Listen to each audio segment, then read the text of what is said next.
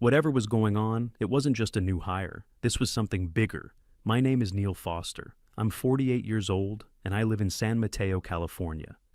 Every morning, for the last 14 years, I'd been doing the same routine. Up at 5, gym by 6, into the office by 7:30, rain or shine.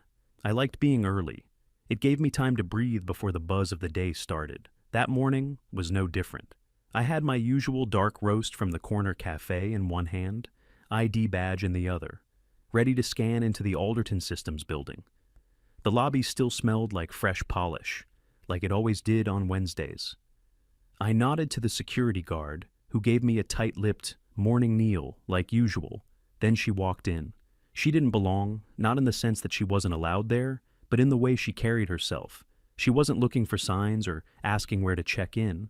No nervous glances or unsure steps. She strolled right past the front desk like she owned the place. White sneakers, bright red blazer. No name tag, no badge. Just confidence and good lighting. I was halfway to the elevator when the double doors opened again and out came Robert Elkins, the CEO. That stopped me in my tracks. Elkins didn't do lobbies. He barely did hallways. The man had his own private entrance and usually didn't interact with anyone lower than SVP. But there he was, striding out like a host greeting a VIP. And the VIP, that woman. He smiled like I'd never seen him do in my entire career at Alderton, and extended his hand. "Madison," he said. "Glad you made it." Madison. I didn't know the name, never seen her in a single company-wide memo, not in any onboarding doc. Nothing. I stepped into the elevator behind them. She caught my eye, then smiled and extended her hand like we were old friends. "You must be Neil." That's my name. But I hadn't introduced myself. I just nodded, still trying to place her, then she dropped the hammer. "You're the one I'm replacing, right?" My mouth opened before my brain caught up. "Replacing?" I said, the word sounding foreign on my tongue. She smiled brighter, almost like she found it cute. "Yeah, I mean, not directly, but I'm taking over the infrastructure suite. You're the guy who built it. Kinda legendary." I didn't answer. Couldn't. I looked at Elkins, expecting some kind of correction, a laugh, anything. But he just looked at me, then past me, like I was a janitor holding a mop instead of the CTO of the last 12 years. Something was off. Something big. This wasn't a new hire. This was a transfer of power. And no one had told me. When we got to the 15th floor, they both walked off without a glance. The doors slid shut again, and I just stood there, gripping my coffee tighter than I meant to. Back at my desk, I opened the system dashboard like I always did. Same interface, same admin login. Still worked. That gave me a little comfort, but only for a second. Because the thing about access, it doesn't mean control, and I was starting to get the feeling that mine had already slipped away. I knew something was wrong the moment I saw the calendar invite. No subject line, no description, just a time and a room. Executive Camp, A, 8 to 1 a.m. That room had only two purposes, mergers or terminations. I'd sat in it maybe 5 times in 14 years, and never for anything casual. I stared at the invite for a few seconds, then checked the sender. Admin wausalderton.internal. No name, no department. Just a blind address used for calendar drops. That told me everything I needed to know. Whoever scheduled it didn't want a conversation. They wanted a formality. I showed up 5 minutes early anyway. Because old habits die slow. The hallway was too quiet for that hour. The building usually started humming by 7:45. Marketing grabbing lattes, devs arguing over Jira tickets, ops running late to stand up. But today it felt like the air itself was bracing for something. I opened the door. Robert Elkins was already seated at the head of the table. His posture stiff, suit perfect. Expression unreadable. Dana from HR sat to his left. Notebook open, hands folded like she was leading a therapy session. And then there was her, Madison. In my chair, feet crossed, one arm resting across the back like she'd been there for years. She didn't stand, didn't blink, just smiled when she saw me. "Neil," Elkins said, motioning to the chair across from him. "Thanks for coming in early." I didn't sit. I always come in early. He cleared his throat. trying to act like that wasn't a jab. Right. Of course. Dana shifted, clearly waiting for her turn to speak, but Elkins pressed on. You've been here a long time, Neil. 14 years. I didn't say it out loud, but it echoed in my chest. I've watched your work transform Alderton's core infrastructure, he continued. You've built something incredible. I knew where it was going. That tone, that phrasing. I'd used it myself when we phased out legacy engineers who couldn't keep up. So let's cut to it, I said. You're letting me go. Elkins hesitated for just a beat, then nodded. Dana slid a folder across the table. I didn't open it. I already knew what was in it. NDA language, exit clauses, release forms, the usual funeral paperwork, but something made me look anyway. At the bottom of the first page were 3 signatures, Robert Elkins, Dana Merritt, and Hugo Alvarez. That one stopped me cold. Hugo wasn't just a team member. He was my right-hand guy in IT, my first hire, the one I trained from scratch, brought into board meetings, trusted with every high-level piece of infrastructure. His signature was dated 4 days ago. 4 days. I'd been working late all week, pushing a hotfix for our container migration, running tests at midnight, writing patches, while he'd already signed off on cutting me loose. Wow, I said quietly, staring at the ink. Madison leaned forward, folding her hands over the folder like it was a personal gift. Neil, she said, voice warm, almost patronizing. What you built here, it's a legacy. I'm genuinely honored to inherit it. Inherit. Like I was dead already. I looked up at her. You don't inherit something until someone's gone. She smiled wider. Exactly. I felt it then. That quiet shift inside me, like a door closing in my chest. I wasn't angry yet. Not really. But something deeper than that was waking up. A part of me I hadn't seen in years, the part that remembered being told I wasn't enough, that I was replaceable. I nodded slowly, closed the folder, tucked it under my arm. Elkins looked relieved, like he'd dodged a tantrum, like he thought I'd take my severance and go lick my wounds. Neil, he said, standing, we'll provide full transition support, and we hope you'll... I turned and walked out. Didn't say a word. Because the part of me, they just woke up, that part wasn't going back to sleep. I packed my office in silence. No boxes, no tape, just my laptop bag and a drawer's worth of loose cables I didn't trust anyone else to touch. The office around me, the same one I'd spent 12 years in, felt like a hotel room I'd overstayed in. Sterile, soulless. Even the frame systems diagram on the wall looked unfamiliar now, like someone else had drawn it. My badge still worked. That surprised me. I expected it to be dead the moment I left the conference room, but the scanner blinked green like it always had. Another oversight. Or maybe just a delay. Either way, it told me they still didn't fully understand the system I built. The floor was quiet. No one looked up. The same engineers I'd hired, mentored, defended in meetings. They kept their heads down, pretended not to see me moving out. I guess silence is easier than guilt. Only one person stopped by. Hugo? He stood in my doorway for a few seconds before stepping in, looking like he didn't know where to put his hands. Hey, he said, voice low. I didn't stop what I was doing. Took you long enough. He nodded like he deserved that.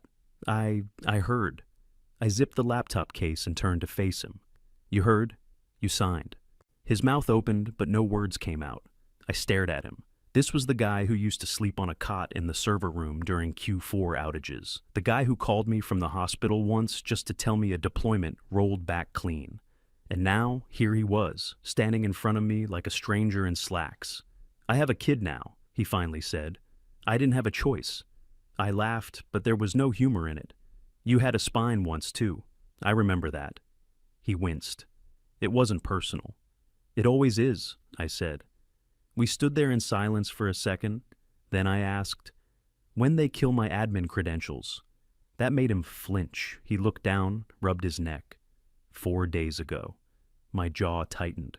4 days. That meant I'd been working overtime, fixing back-end errors, manually patching a container bug, while I was already locked out of my own creation, while someone else was logging in as me, poking around inside a system they didn't understand. "Who's been using my ID?" I asked. Hugo didn't answer, didn't need to. The silence told me everything. I slung the bag over my shoulder and walked past him. Down the hallway, I passed a terminal station. Unattended, probably left open by a junior engineer on a coffee run. I paused for a moment, glanced around. No cameras on this wing. Another thing I designed. I sat down. Logged in, my ID still worked, at least on the shallow surface. But what I saw confirmed what I already suspected. Madison had been given full root access. 4 days ago. 4 days before I was officially told. 4 days before I even knew her name. She'd been sitting in my chair while I was still keeping her network alive. I stood, walked out, and hit the elevator button. The doors opened right away. They thought I'd go quietly. They thought this was over. They didn't realize I still had access to something they didn't know existed. And they definitely didn't realize what they forgot to ask me to sign. Because that architecture, the blueprint for the entire infrastructure Madison now thought she controlled, it still legally belonged to me. I got home, shut the door, and let the quiet hit me like a wave. No chatter, no meetings, no artificial cheer from the open office floor. Just my breath, my thoughts, and the hum of my old Lenovo sitting on the shelf where I'd left it months ago. That laptop had never touched Alderton's network. No credentials, no Corp VPN, nothing traceable. It was my sandbox, built before cloud accounts and Slack pings ran my life. It booted slow, but clean, and it still had everything I needed. I pulled up the last legal thread from Alderton's internal counsel. Dated 9 months ago. Subject, IP transfer agreement. Neil, just attaching the revised IP transfer for final signature. Let us know if anything looks off. I remembered the email, skimmed it at the time, thought, yeah, I'll get to it. Then I didn't. Too busy holding the system together while they pitched new investors. They never followed up. I opened the attached PDF. Blank signature line. No timestamp. Then I clicked the metadata.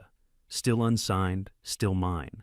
And right underneath that, buried in a reply all thread someone clearly forgot to scrub, was a message from Alderton's junior counsel to Elkins. Just flagging, IP transfer doc is unenforceable unless Neil signs. We'd need explicit written consent for full ownership. Otherwise, it remains personal property. There it was. In black and white, they handed her the kingdom, but never got the deed. I leaned back in my chair, heart steady. Not excited, not nervous, just focused. I wasn't done. There was one more thing I needed to check, something older. I dug into a folder labeled Old ENV, Archive, Dormant, K401. Ghost Node, K41. Back when we were building version 2 of the sync engine, I designed an isolated test instance, an invisible mirror spun up without hooks into the admin dashboard. It wasn't in the diagrams, it didn't show in the audit logs. Only 3 people ever knew about it, me, Hugo, and a junior dev who left 6 years ago to go make video games. Ghost Node K41 wasn't connected to prod, but it saw everything. Think of it like a private camera behind the firewall, always watching, never seen. I opened the console. It was still live, heartbeat stable, storage logs current. The last remote ping had come from a new IP address, one that hadn't existed in the old network schema. I ran a trace. Madison?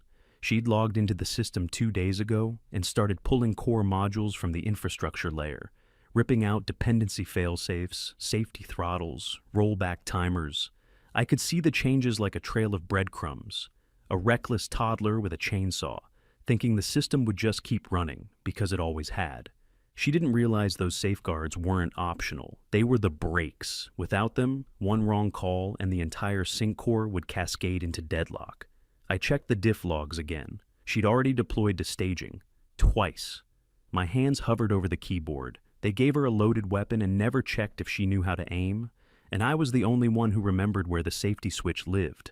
I didn't smile. Not yet. But I did whisper 2 words out loud, just to feel the weight of them. Not yours. I got to work. I didn't sleep that night. Not from stress, not from regret, just focus. That kind of stillness that only shows up when you know exactly what needs to be done. By midnight, I was deep inside the ghost node. K41 was like an old friend I hadn't called in years. No complaints, no judgment. Just waited in the dark for me to show up again. The logs were clean, the data steady, and the hooks I'd left years ago still functional. I started writing. The goal wasn't destruction. That would have been too easy. And frankly, beneath me, I wasn't trying to burn Alderton to the ground. I just wanted them to understand what they'd done and who they'd done it to. So I built a lock, not a wipe, not a virus, not some flashy ransomware stunt. Just a simple, elegant system-wide freeze trigger tied to one condition. If my admin ID was ever removed from the system registry, K41 would activate. The lock didn't delete anything. It didn't steal. It didn't damage. It just held everything where it was. Files, services, nodes. A digital glacier. No rollback. No override. No reboot without a complete system teardown. It took me about 4 hours to finish it. I encrypted the trigger script 6 layers deep and buried it in a directory disguised as archived telemetry data. Then I added a tag. Last modified shush user. M. Weston Madison's user ID. If they went looking for someone to blame, I wanted them to trip over her own name. A little insurance, just in case. The final step was naming the payload. I didn't want to be dramatic, but I wanted it clear: inheritance.pdf.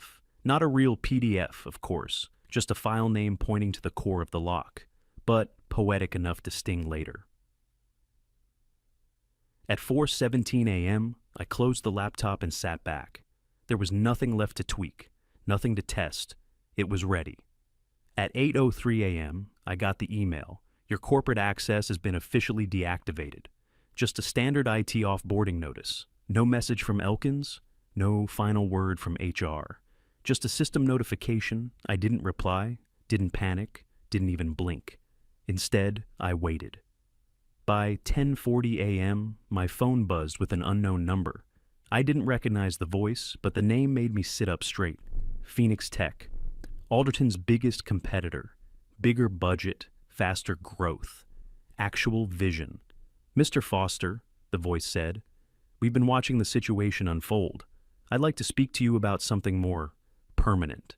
By 11:15, I had the offer in writing. Co-founder equity, blank slate, full autonomy. But that wasn't even the best part. The best part came 2 hours later, when I got a legal tip forwarded to my personal inbox. A copy of a copyright filing, filed by Madison Weston, for my system, my documentation. The same architecture I'd been building for the last decade. The same diagrams I'd authored, down to the handwritten notes in the margins. She filed it under her name, using my original documentation. It would have been insulting if it weren't so perfectly stupid. She didn't just inherit a system she didn't understand. She tried to steal it, and now she'd be the one holding the keys when it all locked down. I didn't warn them. No lawyers, no calls, no dramatic press leaks. Just one quiet submission, made from a burner account with a VPN chain running through 5 countries. The target, the U.S. Copyright Office. Attached was everything they needed: the original white paper, time-stamped commits from my repo, PDF metadata with my authorship, Slack logs showing my documentation drafts, and even a few screenshots from early architecture reviews dated years before Madison had ever set foot in Alderton. The name on the filing?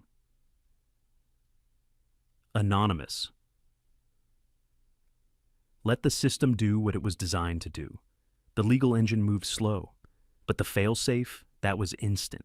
Because today was Madison's big launch. Alderton's PR team had been hyping it for weeks. Emails, teasers, social buzz. A full live-streamed keynote titled The Future of Scalable Sync, Introducing Gen Z Core. The irony made my coffee taste sweeter. I tuned in from my living room. No fanfare, just my laptop screen and a half-warm mug. I clicked the link and watched as the camera panned across the stage. There she was. Madison Weston, wearing a sleek blazer and that same smug confidence that made me itch the day she walked past the front desk without checking in. She paced the stage like she was unveiling the iPhone. Click to the next slide. Something about intelligent modular syncing and invisible infrastructure. All buzzwords, all stolen. Then she smiled and said the words I'd been waiting for. Let's go live. She turned, clicked, and that's when the system stuttered. First, a flicker, barely noticeable, then a long pause. A screen that should have refreshed with sleek real-time dashboards instead glitched to black for half a second. And then, error 534, access integrity violation, followed by system halted, then dependency. Timeout. And finally, my personal favorite, fail-safe, triggered.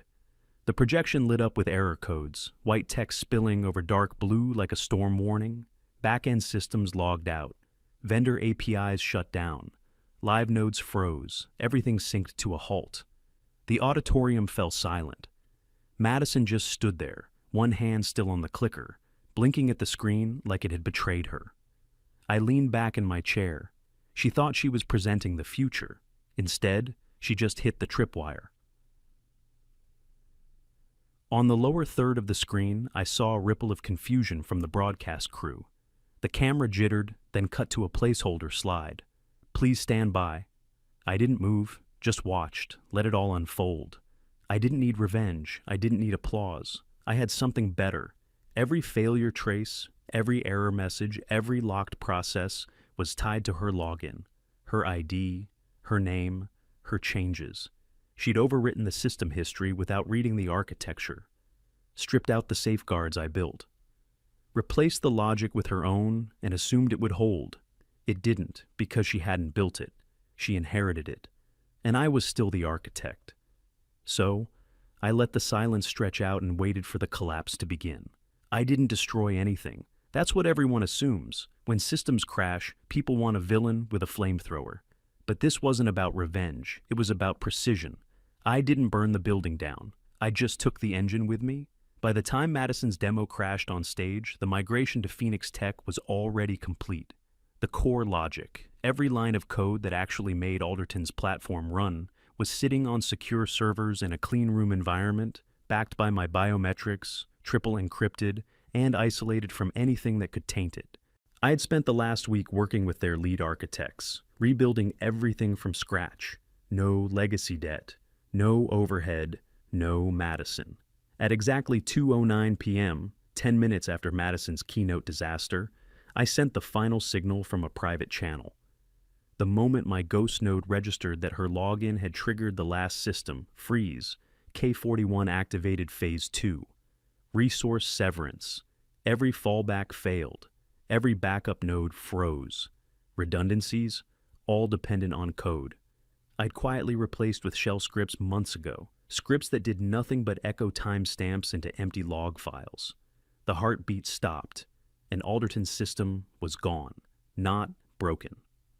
It's a torse. Gone. All that remained was a branded interface, an empty dashboard with no back-end muscle, their cloud orchestration, dead links, their client APIs, returning 503s, their sync core, ghosted. I watched the news unfold in real time. Industry blogs, forums, product reviewers, posting screenshots of error messages that read like hieroglyphs. By 3:30 p.m., the press had already picked it up. Alderton's sync core fails. During live demo, analysts point to fatal infrastructure flaws. Madison Weston under fire after system crash. Sources say internal chaos at Alderton.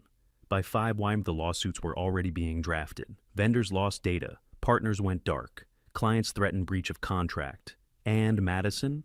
Radio silence. No tweet. No apology. No explanation. Her LinkedIn disappeared by sunset. I was still sitting at my kitchen table when my phone rang. Unknown number, New York area code, I answered. Neil, a familiar voice said. It was Elkins. I didn't say anything. Just let the silence stretch. I assume you saw the news. I did, I said, calm as ever. He cleared his throat. We need your help. Whatever happened today, it wasn't supposed to. I put him on speaker. Let him squirm in stereo. I know what you're thinking, he rushed on. Let's not let pride get in the way of fixing this. We're willing to compensate generously. I smiled, not out of spite, just amusement. You think this is about money? I think we're both professionals, he said, and I think we can find a solution that benefits everyone. There was a pause. I wanted him to sit in it. Then I said, "You forgot one thing." He hesitated. "What's that?" "I was the system," I said. "You were just the noise." And I hung up. The next morning, my inbox looked like a war zone. 6 acquisition offers, all in under 24 hours.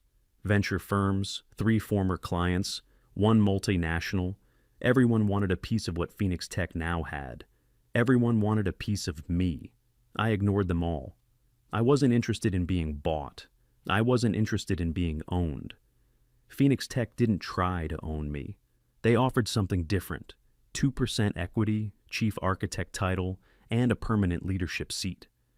They didn't want just my mind. They wanted me at the table. They wanted someone who knew what it cost to build something from the ground up. Someone who'd survived the politics and the betrayals and the theft, and was still standing. I signed the contract that evening, quietly. No celebration, no post. I used the same pen Alderton had given me on my 15-year anniversary, the one that came in a little black box with a note that said, "To Neil, our foundation." That same foundation they tried to rip out from under themselves. The irony wasn't lost on me. Later that night, I sat in my new office, still temporary, still bare, and skimmed through the headlines. Phoenix Tech acquires ex-Alderton system, launches global platform overnight. Alderton CTO missing after catastrophic launch failure. Former CTO Madison Weston silent amid allegations of IP misconduct. There were no quotes from her, no comments from Elkins, but one headline stood out, tucked below the fold in an industry blog I used to respect. Robert Elkins removed as CEO, Hugo Alvarez named interim. I leaned back in my chair, staring at the screen. Hugo, the same guy who'd signed my termination paperwork like it was nothing. The guy who said he had a kid when I asked why he sold me out. And now he was CEO. Of course he was. You don't need a backbone in that position, just a clean suit and good timing. I knew Alderton's board. They weren't bold thinkers. They were cleanup crews. Hugo was exactly the kind of guy you hand a mop to when the ship starts flooding. I wondered if he'd message me, apologize, say he didn't know what Madison was doing, say he regretted it. He didn't. But I knew he'd have to face me eventually, because he was the one signing the merger papers now, with my company, with my name on the infrastructure, my title on the docs, and I was the one sitting on the other side of the table. 1 year later, I walked through the same glass doors I'd once exited with a laptop bag and a silent goodbye. The name on the building had changed. What used to say Alderton Systems in brushed aluminum now read Phoenix Global Systems in matte black letters, sleek, confident, permanent. But the bones were the same. Same tile, same elevator chime, same faint scent of whiteboard markers and burnt coffee. The front desk was staffed by someone I didn't recognize. Early 20s, short-buzzed haircut. A Phoenix Tech lanyard around their neck. The moment I stepped forward, they looked up and smiled wide. "Oh, hi," they said. "You're Mr. Foster, right?" I nodded. They pointed to the framed photo behind them, an oversized headshot mounted between 2 slabs of frosted glass. I almost didn't recognize myself. It had been taken a few months ago for the company's investor profile. Beneath it was a brass plaque. Neil Foster, Architect of the Future. I stared at it for a second, not because I needed to see it, but because it still felt strange to be seen. "Elevators all yours," the receptionist added. "We made sure the floor's unlocked." I stepped inside and hit the button for the top floor. As the doors began to close, someone slipped in. Young guy, maybe early 30s, slim laptop bag. Wore that eager tension of someone still early in their career. He did a double take when he saw me. "Wait, you're Neil, right?" I nodded again. He practically beamed. "Sorry, I read your postmortem on the sync engine migration. It was brilliant. The way you used recursive sandboxes for multi-tenant cleanup, I'd never seen that before." He didn't ask for a selfie, didn't get awkward, just looked at me like someone who understood what I'd built. That was more than enough. "Thanks," I said. "Glad it helped." When the elevator dinged, he held the door for me. "Welcome back." I stepped out. My new office was at the end of the hallway, corner-facing, double-wide glass walls with full view of the mountains. The brass nameplate on the door was clean and simple. Neil Foster, Chief Architect. No sign-in badge. No waiting room. No passcode. Just sunlight pouring in and a soft hum from the overhead vents. I walked inside and stood by the window. This was the same floor where Elkins once sat. Same layout, same dimensions. But now there were no hidden cameras, no department spies, no meetings about meetings. Just open space, real work, and people who actually wanted to be here. No claps, no welcome parade. Just peace. Just earned. I placed my old pen, the one from my Alderton anniversary, on the corner of the desk, right next to the black box it came in. Then I pulled up the systems console and logged into the new Phoenix platform. Flawless, clean, alive. I checked the user list out of habit. Hugo's name was there, still acting CEO. We hadn't spoken, not once.